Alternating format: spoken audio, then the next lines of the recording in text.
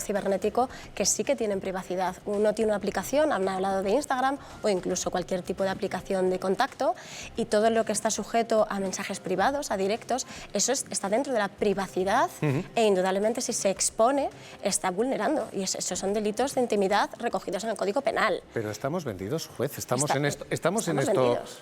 No, es que el profesor Dans ha apuntado una cuestión muy interesante. El artículo 18 de la Constitución española es una de las que llaman constituciones de tercera generación, la portuguesa, la griega, la española, que ya recogen, las anteriores no podían, el peligro de la informática para la intimidad, que es lo que ha apuntado. Entonces, lo que pasa es que hay datos que nosotros facilitamos, digamos, voluntariamente. Por ejemplo, no hay nadie que tenga más datos míos que mi banco. Conoce perfectamente el club deportivo al que pertenezco porque pago. Conoce incluso mis gustos gastronómicos, porque en la tarjeta figura comida vasca, restaurante vasco o restaurante por el nombre. O sea, el colegio, en este caso ya de mis nietas, si van a un colegio religioso o van a un colegio laico. Entonces van haciendo una recopilación de datos que precisamente lo que se prohíbe en todas las legislaciones de protección de datos es acumularlos, hacer un perfil de la persona, es decir, este señor tiene estas aficiones, esta ideología, como demuestra, y divulgarlos. Y si además los vende, comete un delito. Pero si los bancos no pueden hacer eso, las aplicaciones lo están haciendo. Pero no lo hacen, no lo hacen tal cual. Y cada vez está más regulado, porque uno sube una imagen, sube un comentario y es de esa aplicación y no se puede utilizar de cualquier manera. Cada vez está más regulado. De hecho, el ámbito ciberdelincuente estamos cada vez más avanzados y España es uno de los que está cada vez legislando más al respecto. Esas aplicaciones de contactos son en realidad aplicaciones de volcado de información. Quienes están ahí están cediendo sus datos. El problema de esas aplicaciones no solamente es la cesión de datos, es que dentro de las aplicaciones se acometen a su vez delitos, como por ejemplo sexting. Envías la imagen de la foto o el vídeo de contenido sexual, una persona lo guarda en ese ámbito de intimidad y lo revela en otra aplicación. Eso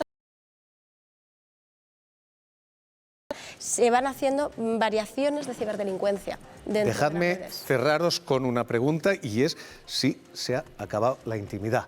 Da igual que seas un político o un ciudadano. ¿Esto es el fin de la intimidad?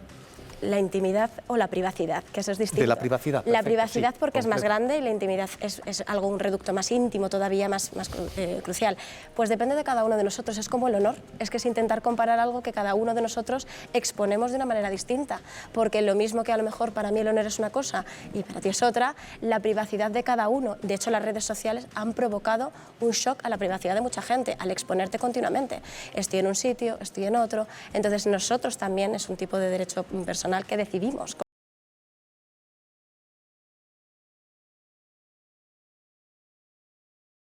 No del todo. Bueno, se recupera durante un tiempo, pero efectivamente si hay alguien, una potencia, un servicio de inteligencia, etcétera, empeñado en entrar en tu móvil, en entrar en tu ordenador, no cabe la menor duda que lo conseguirá.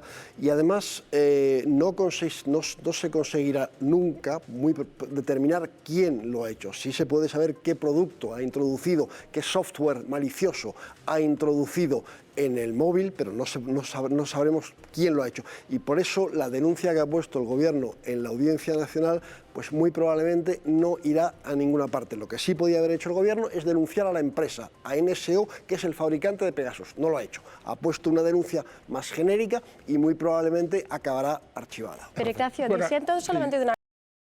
Sí que se puede saber quién lo ha puesto. No. Existe la prueba pericial tecnológica, que es una facultad que se tiene para poder llegar a saber de dónde aparece. Estamos intentando insinuar que esto viene de la nada, y viene. Esto no viene de la nada, viene de potencias extranjeras, pero se puede saber qué tipo de malware te han introducido y se puede saber cómo quizás lo han introducido, pero no se puede saber qué potencia, qué agencia de inteligencia. Hoy en día, a través de una prueba pericial científica, la peritación experta, que para eso se consigue. Hay algunos tipos de actuaciones. Yo he visto que en Europa unas cuantas denuncias han sido archivadas justamente ante la imposibilidad de demostrar quién había espiado. Porque es muy difícil, pero no imposible, o sea, no surge de la nada. Magistrado, me queda la última para usted. ¿Esto se ha acabado, la privacidad? privacidad o la intimidad se ha terminado? Bueno, a mí una de las cosas que más gracia me hace es cuando te llama una comercial y dice: esta conversación va a ser grabada por su seguridad. Oiga, no, por la suya.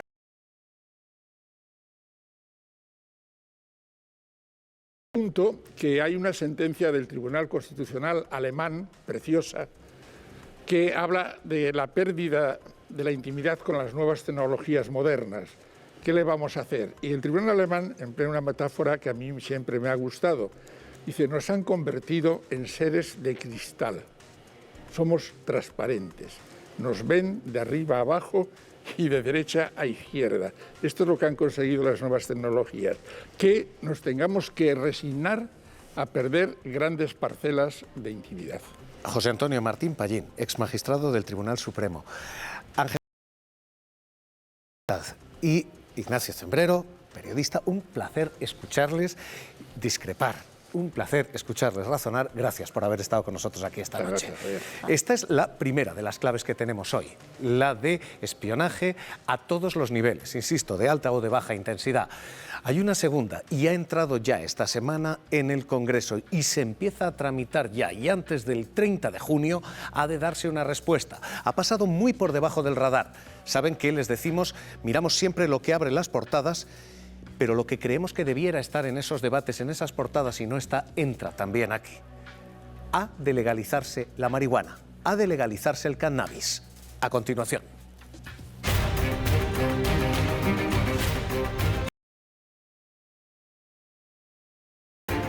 Es un negocio rentable en este momento. Sí, totalmente.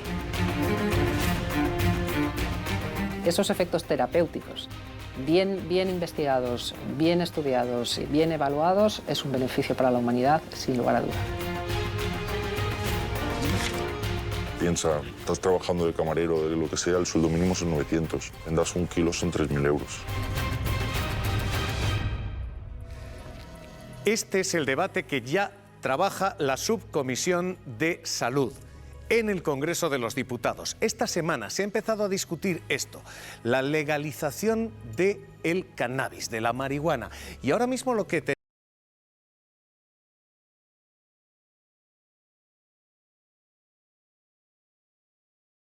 hemos tenido una vía, y es la de la ilegalización, un modelo que sinceramente no parece haber funcionado, o por lo menos no ha parado el consumo. Estas son las incautaciones que reporta el Ministerio del Interior. Échenle un vistazo a los últimos 5 años. Se han triplicado, han subido un 229%. Así que la ilegalización no parece estar frenando el consumo. De hecho, si uno echa un vistazo en poco más de unas décadas, de 2 casi, hemos saltado de consumidores que reportan en el 14% a casi un 40%. La prohibición no parece estar frenando el consumo. Y hemos vivido un fenómeno sorprendente. El COVID ha disparado el consumo de drogas y ha disparado sobre todo el consumo informático. La venta y petición online, que ha aumentado un 293%.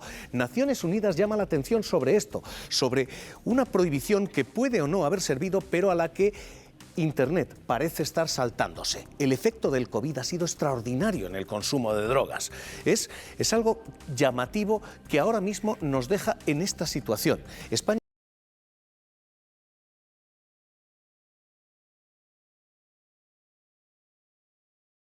Estas son nuestras tasas de prevalencia. Échenle un vistazo. Estamos muy por encima, por ejemplo, de Países Bajos, de la capital de la marihuana que parece ser Ámsterdam. Esta es la situación, esta ahora mismo es la respuesta a la política que hemos tenido hasta ahora. La ilegalización se está saldando con muchas operaciones policiales, con mucho golpe, pero con poca efectividad y con todas estas escenas tras de sí.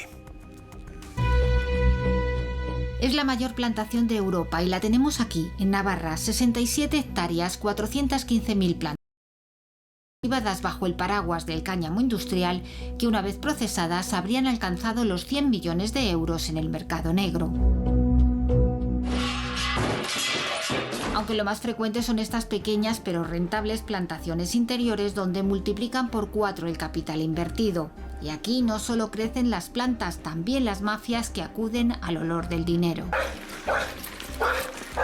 Las organizaciones criminales, tanto españolas como extranjeras asentadas en España, que tradicionalmente se dedicaban al hachís, y otras que han venido profeso para eso, son las que han copado, las que están copando el negocio de la producción y tráfico de marihuana.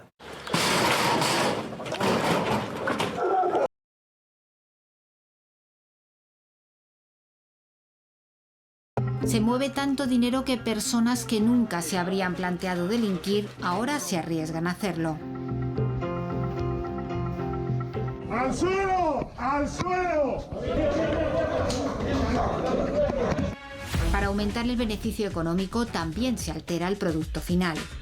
No tiene nada que ver la marihuana de hace décadas con la marihuana de ahora. O sea, se cultivan, se modifican genéticamente las cepas, etcétera, etcétera. ¿Para qué? Para tener... Como si fuesen franquicias. Monta los focos, monta las plantas y cuando están crecidas y tiene, pues, supongamos 1000 plantas allí, lo que hace es ir a buscar una organización criminal de este estilo o cualquier persona aquí del país y le dice, mira, yo tengo una plantación, te la vendo por 30.000 euros. España es hoy el principal productor y exportador de marihuana en Europa. Y de momento parece haber un consenso para que el Congreso dé luz verde a la legalización del cannabis terapéutico, médico. Pero el 50% de la población dice bienvenido también la legalización recreativa. Es el debate, legalización de la marihuana, del cannabis, sí o no.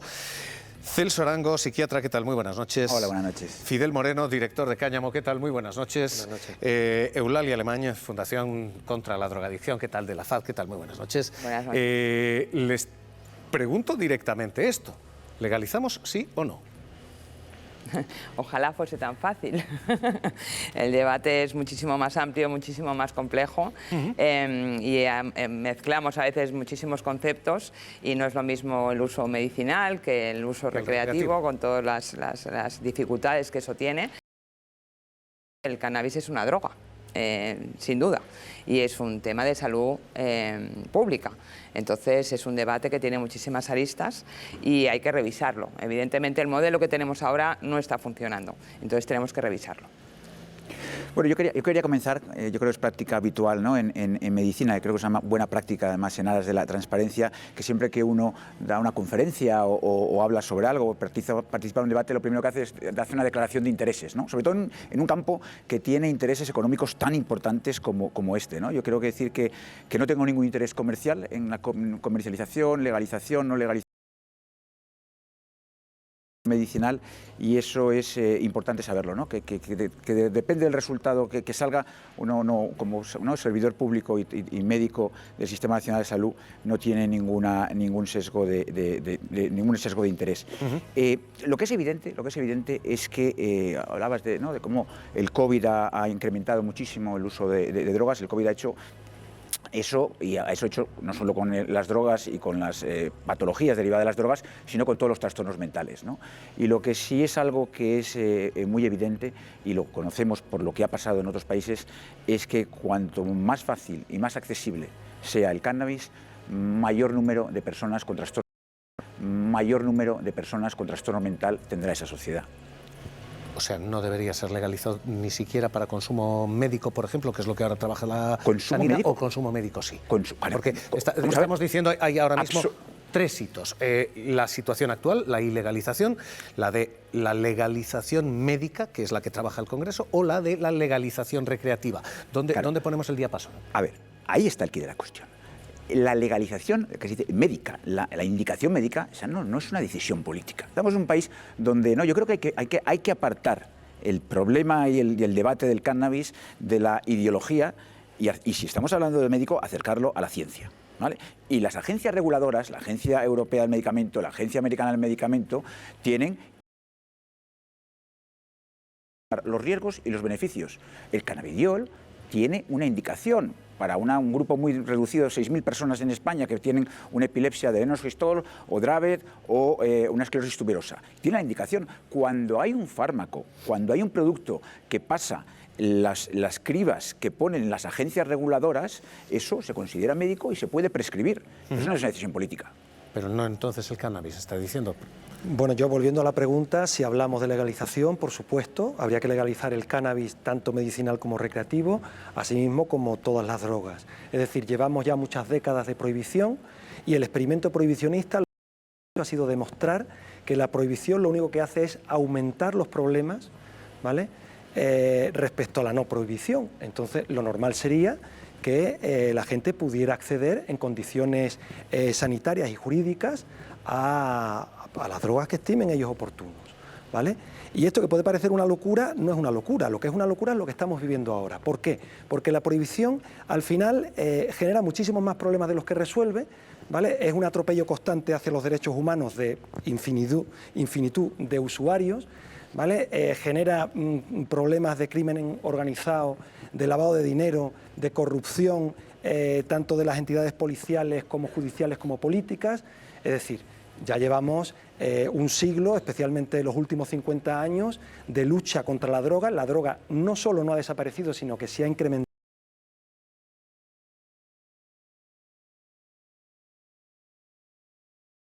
Lo menos accesible posible, yo creo que ahí nos equivocamos. Es decir, ahora mismo es muy accesible desde cualquier lado, en cualquier momento, cualquier persona puede acceder a cualquier droga ilegal, a veces con mucha más facilidad que una aspirina. Entonces, de lo que se trata es de poner orden al asunto y legalizar las cosas. Bueno, cualquier persona, incluidos menores de edad, o sea, que pueden ir a cualquier sitio en la calle y comprar prácticamente cualquier tipo de droga, ¿no? O sea, está claro, a los datos, me repito, a los que has mostrado tú, que la ilegalización no parece ser el camino. Pero ahora lo que se está debatiendo, ¿no? Pero bueno, hay una subcomisión que está los diputados en la que se está analizando con expertos la posibilidad de legalizar el uso médico, solo el uso médico del cannabis, y en esto ya estamos llegando más tarde que muchísimos otros países. O sea, hay cada vez más estados en Estados Unidos que han accedido a esto. Hay, si no me equivoco, unos 40 países en todo el mundo que ya están entrando en esto. Hay 12 países europeos que ya tienen marcos regulatorios para empezar a utilizar el cannabis con fines médicos, y aquí hay una realidad inapelable, y es que hay gente que está sufriendo, hay gente en la que se demuestra que los productos derivados del cannabis, o ciertos productos, porque yo obviamente no soy una experta, ¿no? Bueno, pues les ayudan a soportar dolores terribles, ¿no?, de movilidad, y al final, por un tema de moral, o sea, creo que no se debe imponer esa moral a algo que no espera, que es el dolor, ¿no? Y hay gente que está sufriendo. Yo la verdad tengo más preguntas que capacidad de hacer afirmaciones sobre un tema respecto al cual no soy experto, soy periodista, me ocupo de algunos asuntos, básicamente de la política, y por lo tanto nunca me atrevería en un programa de televisión a emitir juicios categóricos sobre esta cuestión. La pregunta que me hago es la siguiente, es decir, la epidemia ha dejado detrás de sí diversos efectos, uno de ellos está constatado, están ahí las estadísticas, un incremento, digamos, de las enfermedades de carácter mental, de las patologías mentales, es decir, hay más personas en España que sufren patologías de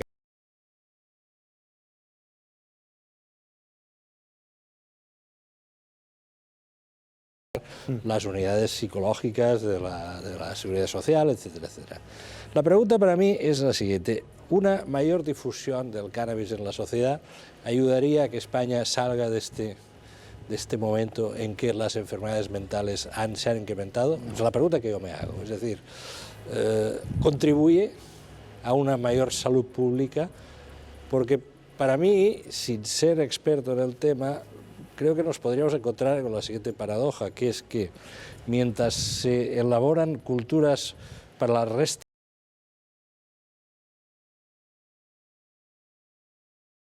un poco paradójico que mientras se hace esto con una mano, con la otra mano se prometiese el mundo feliz con otras sustancias.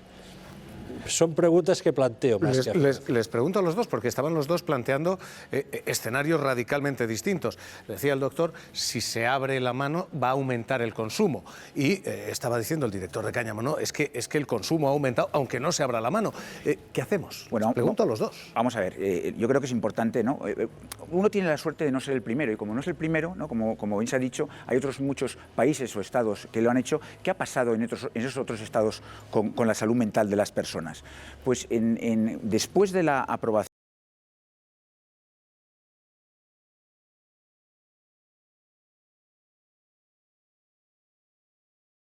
porcentaje de personas hospitalizadas por un trastorno mental en un 50%, inicialmente con la regulación, y luego con la legalización en un 150%.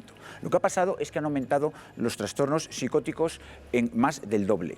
Lo que ha pasado ha sido que ha habido más del doble de accidentes de tráfico con muerte en los que había cannabis en la persona. Lo que ha pasado ha sido que en estados donde el cannabis es de acceso directo, ya cuando en el 2010 solo el 20% de los suicidios había restos de cannabis en la persona que consumía que no consumaba el suicidio, ahora ya en la mayoría de los suicidios hay cannabis. Entonces, sabemos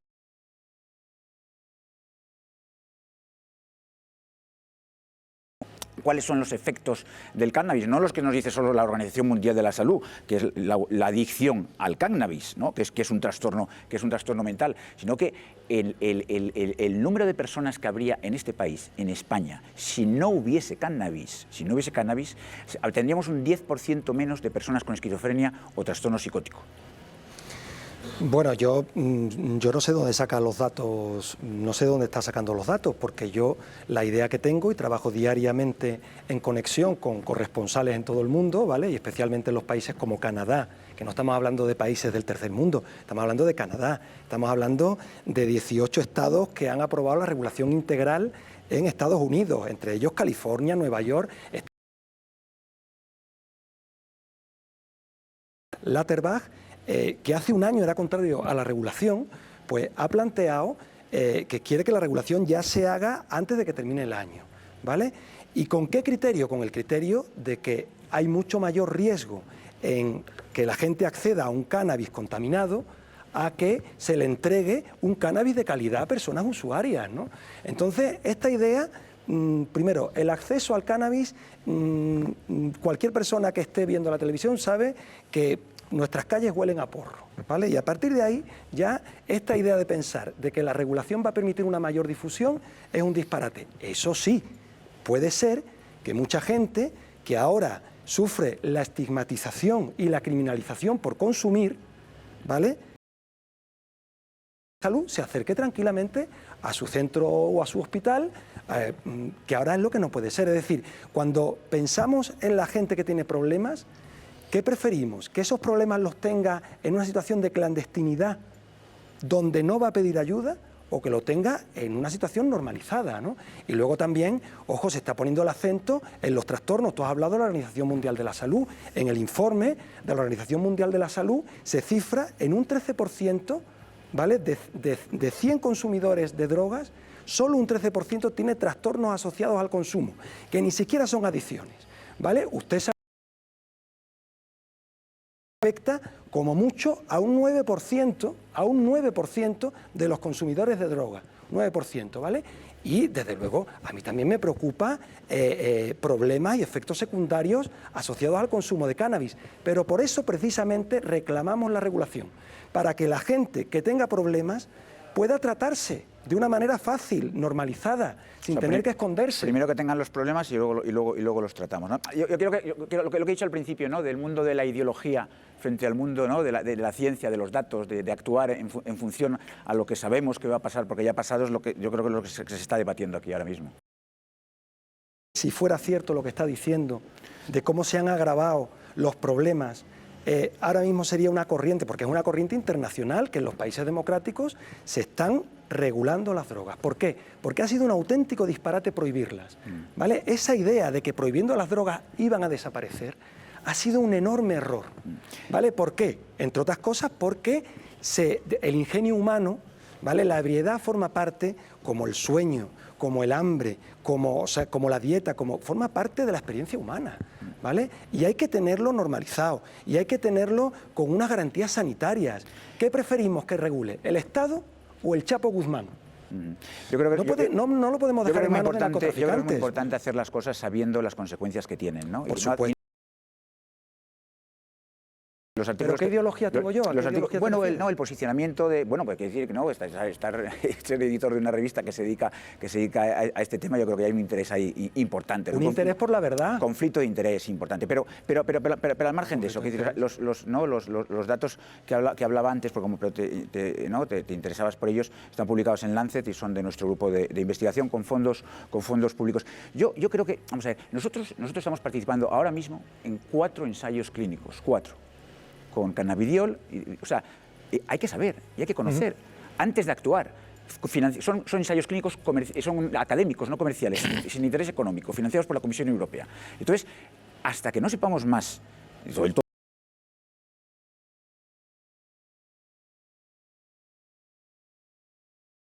pues no podremos tener la indicación para ese cannabis medicinal. Le escucho el último cierre porque vamos a ir y quiero abrir a la mesa. Me parece extraordinariamente interesante el debate que están sembrando, ¿eh? O sea, que por Dios, adelante. No, es que la idea esa de que los riesgos son mayores que los beneficios contradice la realidad. La realidad de que en España hay un 11% de la población adulta que consume cannabis. Que consume cannabis recreativo, que consume cannabis porque le produce bienestar. Estamos hablando de 3 millones de personas. O sea, tú no puedes vulnerar los derechos de 3 millones de personas. ¿Por qué tienen que ir? Porque una persona que se toma un café o que se toma una cerveza puede tranquilamente consumirla y una persona para fumarse un porro tiene que esconderse. O la policía le multa. Que son cosas que no caben en un Estado de Derecho. El Estado de Derecho es el respeto de las minorías. Sí. Además de que se tomen acorde con la mayoría. Entonces, la mayoría está a favor de la regulación, ¿vale? Hay una minoría importante de 3 millones de personas a la que hay que respetar sus derechos humanos y luego, ya sabemos, la corrupción policial, el dispendio económico que supone la persecución de esas mafias. El interés económico que hay en todo esto detrás, de todas esas... Sí, pero yo hablo desde el punto de vista de la fiscalidad general. Revistas y compañías farmacéuticas, etcétera, que quieren vender, que es evidente, ¿no? Bueno, eso está claro que hay un interés. Déjenme que les ilustre sobre esto, porque en este tema... voy a tomarle las palabras a la mesa de directores como Juliana. Aquí tenemos más preguntas que respuestas. Y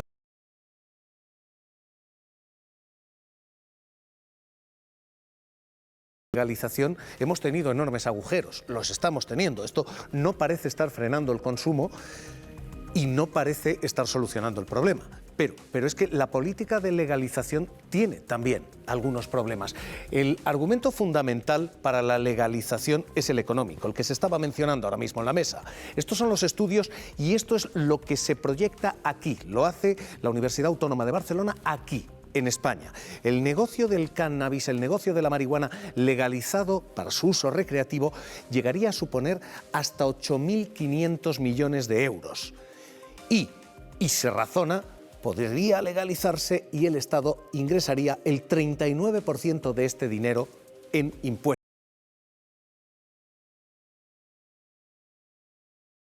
Que pueden gravar estas sustancias como el tabaco, más los impuestos a esas empresas, más el IRPF, más la exportación, porque vuelvo a decirles, España ahora mismo es el gran exportador de marihuana de toda la Unión Europea. Así que el argumento a favor de esto, el argumento a favor es el económico, pero al mismo tiempo esto es respondido del otro lado, diciendo... Ojo con el Marlboro de la marihuana, ojo con las grandes corporaciones industriales entrando a este mercado, potenciando este mercado y generalizando un consumo a sectores de población a los que ahora no llega.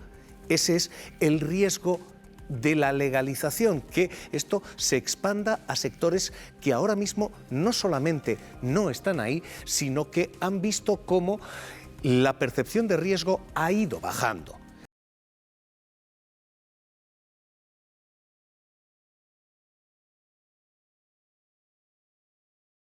15 años. En concreto estaban en 70% quienes decían hay riesgo en el consumo de marihuana, estamos por debajo del 40% ahora mismo.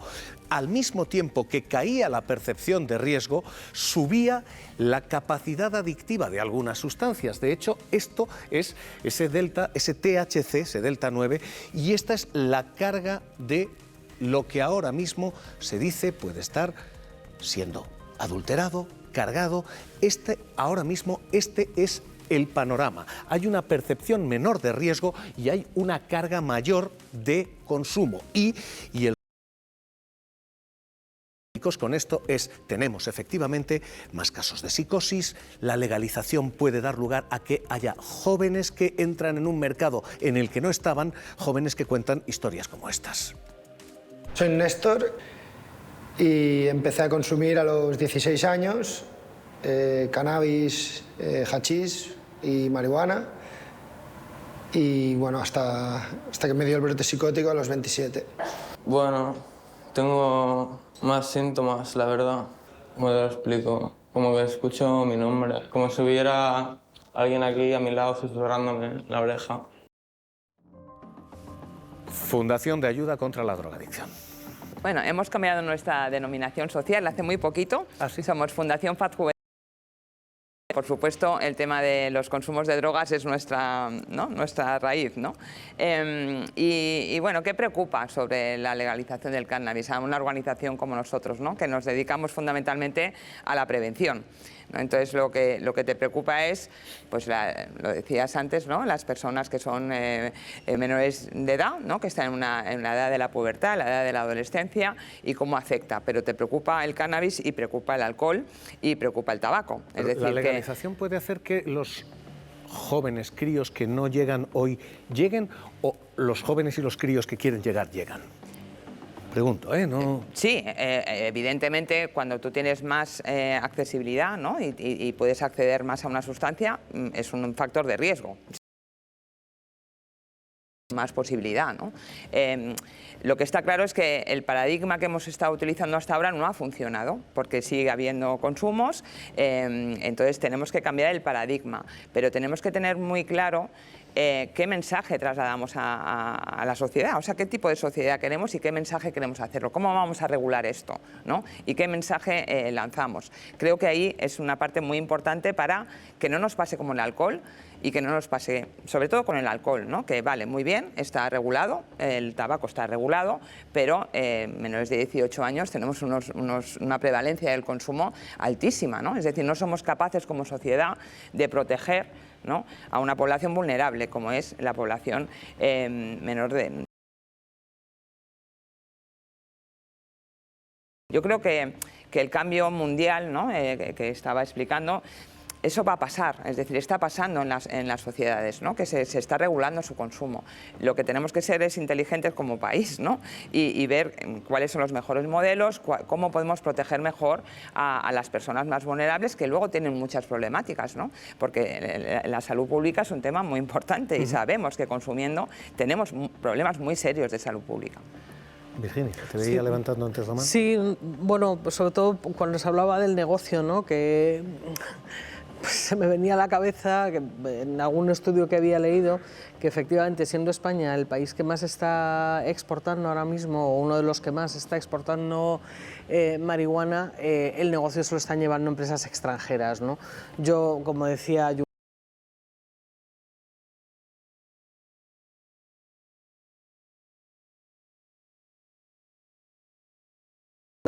es un tema que me resulta preocupante, ¿no? O sea, porque a mí no se me escapa, pues eso, que los chavales al final acceden a todo tipo de sustancias, o sea, estén legalizadas o no, cuando quieren, ¿no? Me preocupa también el alcohol, ¿no? Y yo, francamente, no tengo los datos, o sea, ni el conocimiento como para saber hasta qué punto la legalización del cannabis sería positiva o negativa, ¿no? Yo me refería antes, sobre todo, a la legalización en términos, o sea, para uso médico, o sea, para uso médico, que por lo que he podido ver sí que hay determinadas enfermedades y determinadas patologías en las que se ha demostrado que el cannabis mezclado con otros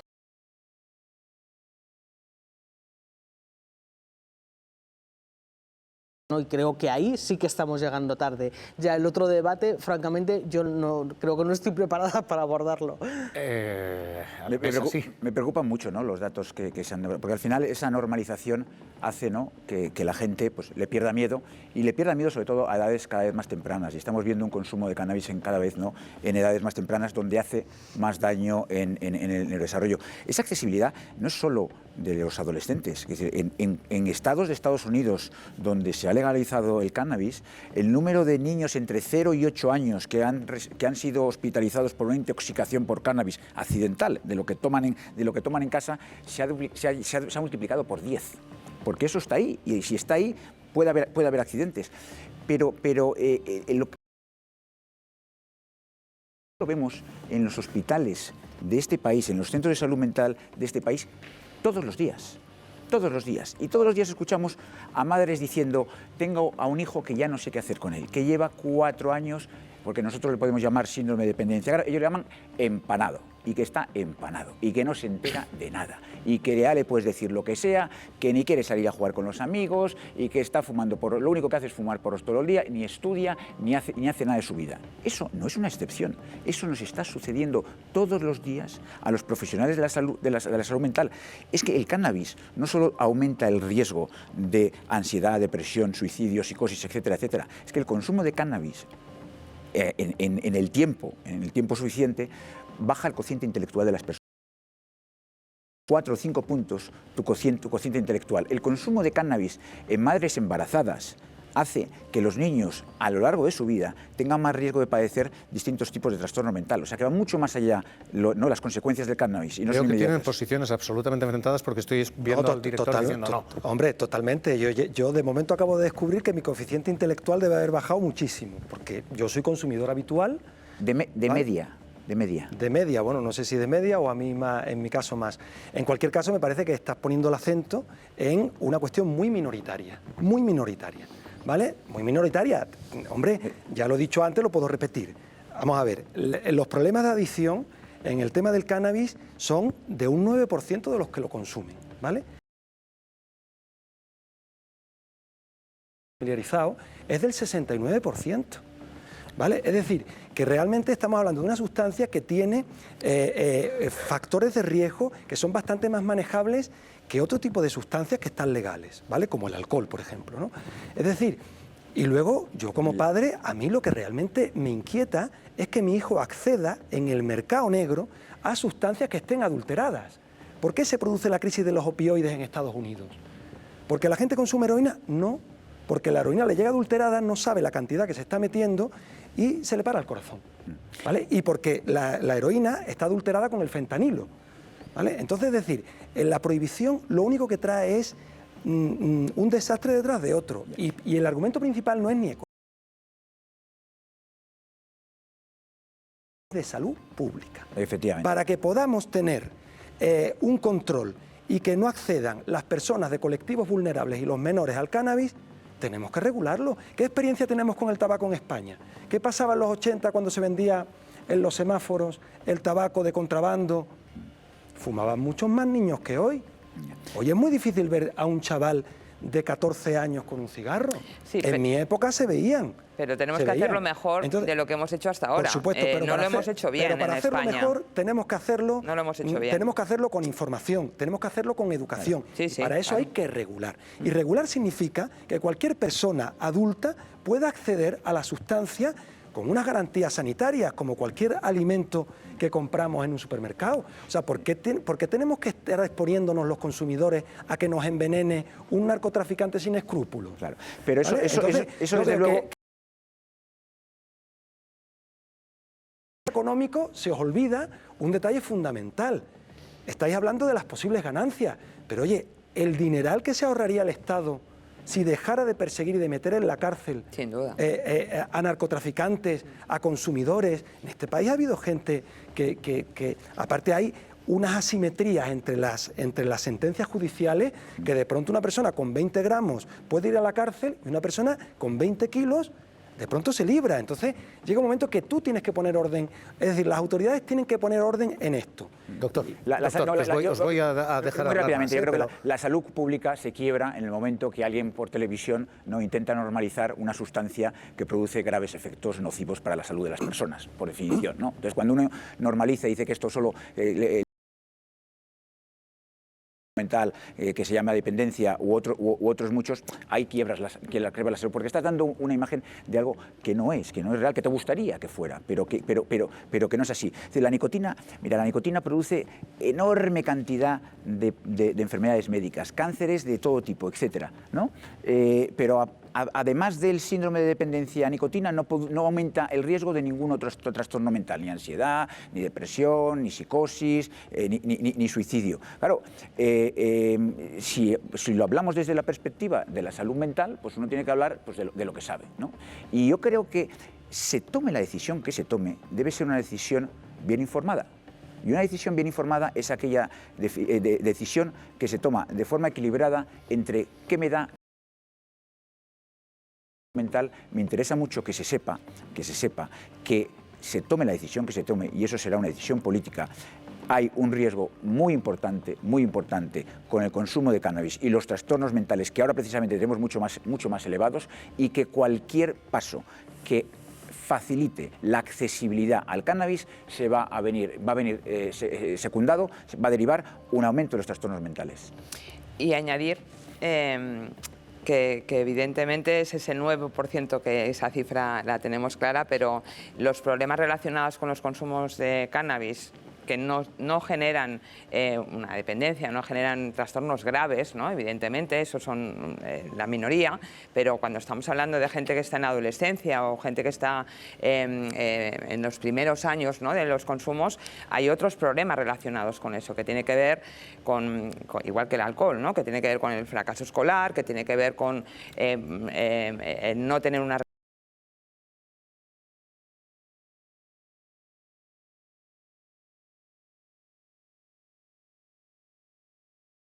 realmente problemas que se tienen, y sobre todo hablo de los adolescentes, hablo de esas edades. Ya cuando uno es adulto estamos hablando de otra cosa. Pero estos datos y que fertilidad. están planteando, yo, o sea, por entender, entonces, ¿cómo es posible que tantos países estén regulando el consumo del cannabis? Porque no ha funcionado. Es decir, la guerra contra las drogas que llevamos tantas décadas, ¿no?, realmente no ha funcionado, y hay problemas en ese sentido, ¿no? El narcotráfico no lo hemos parado, es algo que va creciendo y va creciendo, ¿no? No has parado el consumo, la prohibición no funciona. Entonces tienes que cambiar el modelo. ¿Qué es lo que están haciendo ahora? Perdón. Vamos a asomarnos a uno de esos barrios, vamos a irnos a Granada, vamos a irnos ahora mismo a lo que van a ver. Esto efectivamente no parece haber funcionado, pero es que tenemos vecindarios con cortes de luz, tenemos vecinos que viven y sufren lo que van a ver, y compañías eléctricas que dicen están teniendo que grabar más a otros usuarios porque estamos viviendo situaciones de ilegalidad en fin, distribución como las que van a ver. Atentos. No lo vemos, pero el olor a marihuana está presente en toda la zona. En el distrito norte de Granada, las plantaciones son un vecino más. La situación en el barrio es muy complicada y entonces la gente joven no quiere vivir en el barrio. Entonces lo que hace, las casas de los padres que han muerto, pues las venden, malvenden y las dedican al negocio. La cronificación de la pobreza lleva a que la gente no encuentre otra salida. Cada plantación consume lo que 80 viviendas, y quienes plantan en el interior de sus casas se enganchan de manera ilegal al suministro de la luz, algo que, asegura Endesa, provoca constantes cortes. Cada vecino lidia con ello como puede. En esta farmacia usan un generador. Pero claro, con el problema de que el generador no tira de todo, pero el frío de las medicinas tiene que estar. Celia intenta tener siempre el móvil cargado. El primer síntoma que tengo físico cuando cortan la luz es que tengo una taquicardia. Y Paqui anota en este cuaderno el día a día de los apagones. Menudo registro lleva. 10 horas. 19 horas. Yo estoy harta. Y yo creo que como esto sigue siendo... Según informa Endesa, en los últimos años se han invertido más de 6 millones de euros en esta zona y se han establecido 4 nuevos centros de transformación. La potencia instalada por cliente en este barrio, dice la compañía, es 3 veces superior a la de Granada capital. aunque algunos vecinos creen que el problema son instalaciones obsoletas y el abandono que sufre la zona. El problema de aquí es que no ha habido inversión en infraestructura durante un montón de años y el consumo se ha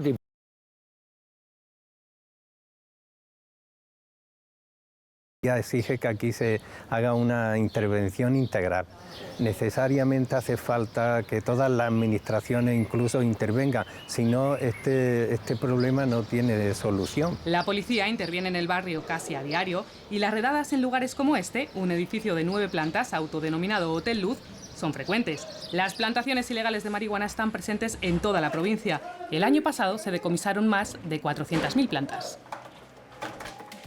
Y este es el debate que tenéis, y este es de verdad el debate que a uno le gustaría aclarar, porque es verdad, esto no está regulado y esto está en la calle así, adulterado así, no sé si es más seguro o si es peor, más generalizado por muy seguro que esté. No sé cuál de los dos argumentos pesa más, de verdad. ¿Deberíamos hacer lo mismo con la cocaína y la heroína? Sí, yo soy partidario de que se regulen todas las drogas, el acceso a ellas, porque muchísimos más problemas de salud de los que resuelven, ¿vale? Es una cuestión demostrada. Aquí lo que pasa es que se suman también problemas sociales, problemas de barrios muy deprimidos y, claro, ya se decía, había un lema antiprohibicionista que era droga prohibida, mafia agradecida. Entonces se están creando grandes mafias. Aquí en este país no somos del todo conscientes, pero bueno, vete a México o vete a cualquier otro país donde la guerra contra las drogas ha generado una cantidad de muertos increíbles, ¿no? Y ya no es una cuestión de usuarios, es una cuestión de la sociedad en general. Y aquí hay que tener en cuenta una cosa, o sea, no es un debate médico. La cuestión médica es un elemento más, ¿vale? Pero no es ni siquiera el definitorio. ¿Por qué? Pues porque realmente cuando hablamos del cannabis, las consecuencias y los efectos adversos que 3 millones de personas lo consumen habitualmente y no hay grandes problemas. Con la cocaína y la heroína. Un momento. Me lo está llevando cuando quedan poco tiempo del programa. No, lo digo. De eso podemos hablar en otro momento. Lo digo porque yo creo que se están debatiendo dos cosas distintas, ¿no? La dimensión ideológica de yo como ciudadano tengo derecho a tomar lo que me dé la gana y a tener acceso a todo, y la otra dimensión, ¿no?, de prevención y de médico y de efectos secundarios. ¿Cuáles son los riesgos para la salud de las personas? Pero a ver, yo, perdonad, pero por lo que yo le estoy entendiendo al director de Cáñamo, la regulación también implica una mejora en parte de esa salud pública, precisamente porque quitas del mercado un montón de sustancias que están adulteradas y que la gente no puede consumir en condiciones, ¿no? Será mejor que haya un control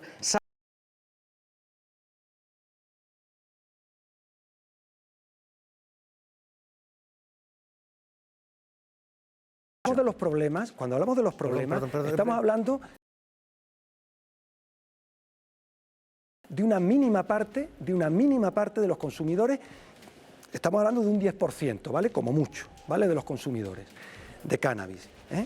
Eso es como si quisiéramos prohibir el pan porque haya una minoría de celíacos. ¿En qué cabeza cabe?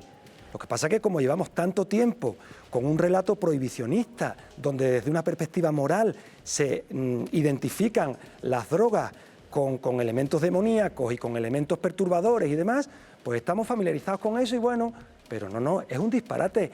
Y de ahí que haya un movimiento internacional, que tengan problemas a vivir en la estigmatización y en la criminalización por consumir sustancias ilegales, es un disparate desde el punto de vista médico y es una locura colectiva, que a mí me sorprende que desde el punto de vista de la psiquiatría tú lo estés defendiendo. Doctor. Bueno, yo creo que es muy fácil, ¿no?, decir cosas vamos a ver, el gluten no produce la celiaquía. Tú naces con la celiaquía y si tomas gluten te viene mal, ¿no?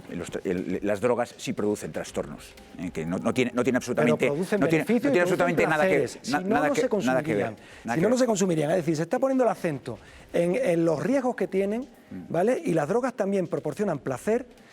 La existencia humana está enfrentada a un infinito dolor, ¿vale? Que hay que contrarrestar, y lo contrarrestamos con medicamentos, lo contrarrestamos con amigos, lo contrarrestamos con muchas cosas. Entonces, oye, vamos a hablar con tranquilidad, como adultos. Son las 12 de la noche, ¿por qué no podemos hablar de los placeres que proporcionan las drogas? Seguro, de que y la gente que toma el cannabis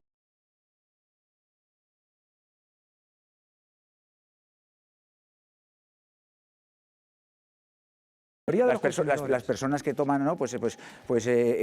Cannabis, ¿no? en un momento determinado y que pueden tener alguna alucinación y les puede gustar, o que tienen una subida con la heroína, o que hacen un viaje astral, etcétera. Seguro que hay gente que se lo pasa muy bien tomando drogas, seguro. Si yo yo lo único que digo es que, ojo, cuidado señores, porque estas sustancias, incluidas el cannabis, producen trastornos mentales. Máxime ahora, en una situación en la que estamos desbordados por la epidemia de los trastornos mentales, tenemos pocos factores de riesgo que podamos controlar. Muchos no los podemos controlar. Lo genético, no podemos hacer terapia génica. El sexo de alguna... Pero este es un factor de riesgo. Dice que no hay ni una sola evidencia de que el cannabis mejore ninguno de los trastornos mentales. Precisamente hemos visto los dos lados y los dos lados con los agujeros que los dos lados tienen. La situación actual, esta de la ilegalización y la situación a la que podemos estar caminando de legalización en esos pasos. Para empezar, médica, después quizás recreativa. Estos son los dos escenarios y los dos agujeros que tienen. Ahora mismo estamos en un terreno intermedio. Y estamos en un terreno intermedio que resulta hasta cierto punto resbaladizo, en el que se comercializan productos que no son técnicamente adictivos, no tienen técnicamente ni siquiera uso humano, porque muchos de ellos no están ni siquiera recomendados para el uso humano, pero que en realidad están permitiendo esa entrada. Sonia Gómez, enséñanos qué tal. Muy buenas noches.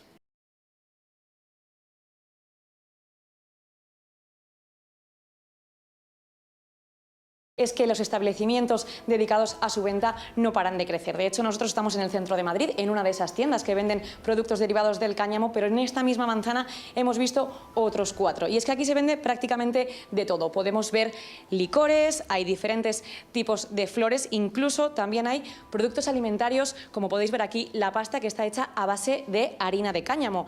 Aunque sin duda el producto estrella, el producto más vendido, son los diferentes aceites. Tenemos también la opción de cremas, productos cosméticos e incluso productos para nuestras mascotas.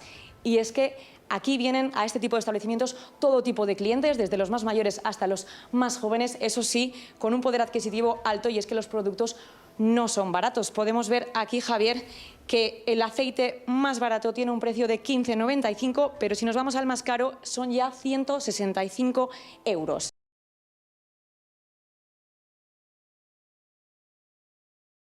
Sí, es un bote de solo 10 mililitros de aceite, lo podéis ver aquí.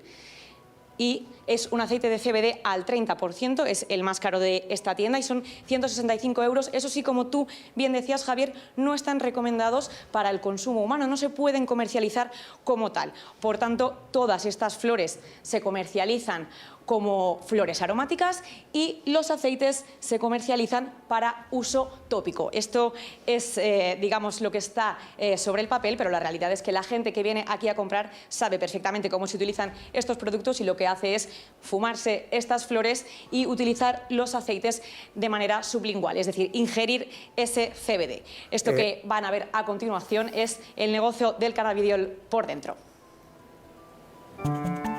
Cuando se habla de cannabis, la mayoría piensa en esto. Pero lo cierto es que actualmente se consume de muchas otras formas y de manera legal. En el centro de las ciudades proliferan tiendas como esta. En sus escaparates, la hoja de marihuana, aunque lo que venden es solo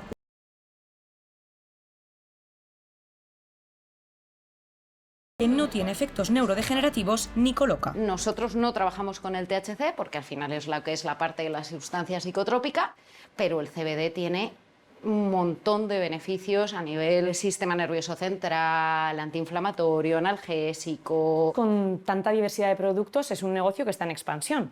Totalmente, o sea, nosotros en un año y medio hemos abierto 24 franquicias en toda España. Los márgenes en cuanto a aceites y flores, más o menos estamos por encima del 100%. O sea, es un negocio rentable en este momento. Sí, totalmente.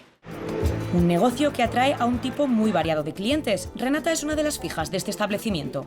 Renata, ¿qué es lo que tú sueles comprar? Bueno, suelo comprar cada 2 o 3 meses. Me viene muy bien para relajarme por la noche, duermo mucho mejor. Además, un producto que es natural y por eso me convence más. Más o menos, ¿cuánto te puedes gastar al mes en una tienda como esta de CBD? Bueno, vengo cada mes y medio y gasto lo que cuesta este aceite, que son... Los cannabinoides también se utilizan legalmente en nuestro país en medicina. Actualmente hay 2 fármacos autorizados que contienen este compuesto. Se llaman Sativex y Epidiolex. Están prescritos para pacientes con esclerosis múltiple y algunos tipos de epilepsia y desde la industria farmacéutica abogan por seguir investigando. Esos efectos terapéuticos, bien investigados, bien estudiados y bien evaluados, es un beneficio para la humanidad, sin lugar a dudas. Un beneficio que también cotiza en bolsa. Aunque son reticentes a hablar de las ganancias que les reportan estos 2 fármacos, lo cierto es que, según Forbes, desde que los comercializan, sus acciones se han revalorizado. Y se han revalorizado, creo que el término científico es una santa barbaridad esto. Hay todo un negocio en esta zona de penumbra. Hay un negocio, y es un negocio que a mí me preocupa, porque es un negocio que quiere jugar 2 ligas, ¿no? La liga del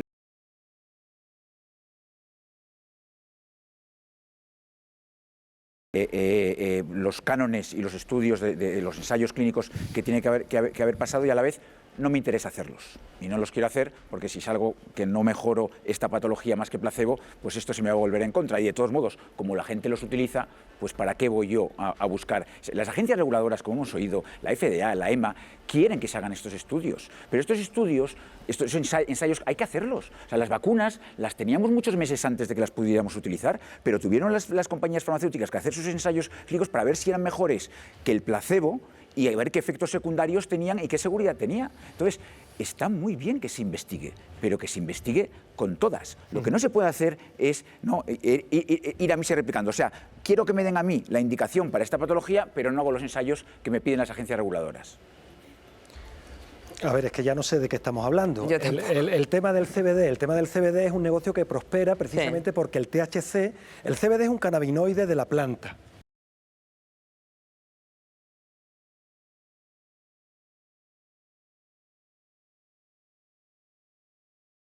No está prohibido proliferar.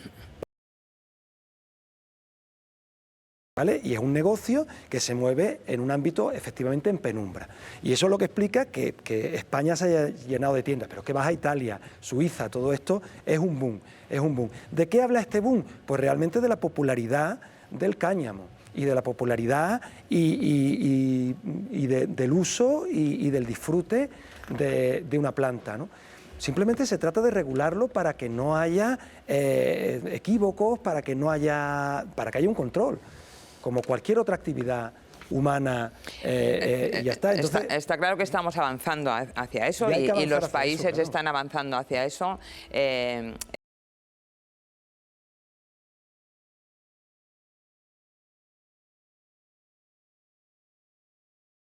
Que no lo hemos hecho bien y entonces hay que aprender, porque por el camino, con el alcohol, por el camino cuánta gente estamos dejando de temas de salud pública, ¿no?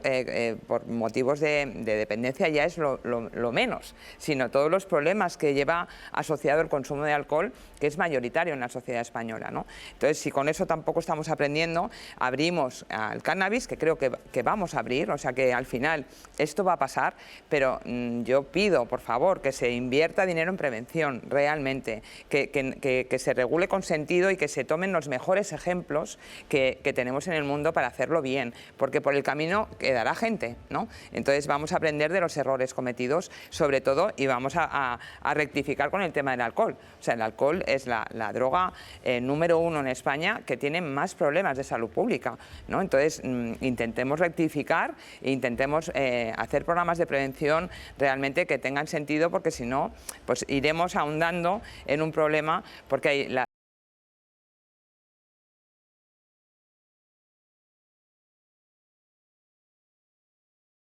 Presidente de la Asociación Española de Psiquiatría. Sí, bueno, que como hagamos lo mismo que hemos hecho con el alcohol y con el cannabis, pues tendremos el resultado que nos merecemos, sobre todo porque nadie podrá decir que no sabíamos los riesgos que esto implicaba. Vale. Yo creo que la regulación medicinal va a ser una realidad en España. Todos los grupos políticos, menos Vox y PP, que resulta un poco una incógnita, van a apostar por la regulación. Hay que buscar una regulación que escuche a los enfermos. Como se sabe, el dolor no puede esperar y es una cosa un poco escandalosa que no tengamos ya un programa de regulación medicinal. Y luego, con el tiempo, pues la lógica y el sentido común se impondrán y en menos de 5 o 6 años tendremos ya seguramente, a remolque de lo que pasa en Alemania y en otros países de Europa, una regulación recreativa, del cannabis recreativo. Y será una gran noticia para la salud pública, para la economía de este país y para los derechos humanos. Presidente de la asociación, en fin, ángulos radicalmente enfrentados y el respeto más absoluto que se demuestran. Se lo agradecemos de verdad. Y gracias a nuestra mesa de directores, de verdad, es un auténtico lujo. Virginia Pérez, directora de Público, Enrique Juliana, director adjunto de La Vanguardia, muchísimas gracias y muy buenas noches. El debate sigue, e insisto, el debate ha de terminar el día 30 de junio en el Congreso de los Diputados. Ha comenzado ya, está pasando muy por debajo del radar de los medios, pero si quieren ustedes saber más, esto está en RTV Play. Es el reportaje de Carol Espona y les recomiendo muy fervientemente que le echen un ojo. Con él terminamos. Les esperamos a ustedes el próximo viernes aquí, en Las Claves. Con la explotación de esta operación se pretende desarticular una organización criminal dedicada al cultivo y tráfico de marihuana y blanqueo de capitales. No tenía nada que ver y en su vida se había planteado ser un traficante de drogas, pues va entrando en el mercado. Piensa, estás trabajando de camarero, de lo que sea, el sueldo mínimo son 900. Con que vendas 1 kilo son 3.000 euros. Lo que se están fumando nuestros jóvenes en la calle son porcentajes muy elevados de THC, provoca mucho más adicción y lo cual también afecta mucho más al sistema nervioso. Soy Néstor y empecé a consumir a los 16 años cannabis, hachís y marihuana. Y bueno, hasta que me dio el brote psicótico a los 27. En nuestro hospital ingresan muchos pacientes que tienen un primer episodio psicótico. En estos pacientes el consumo de cannabis es muy frecuente.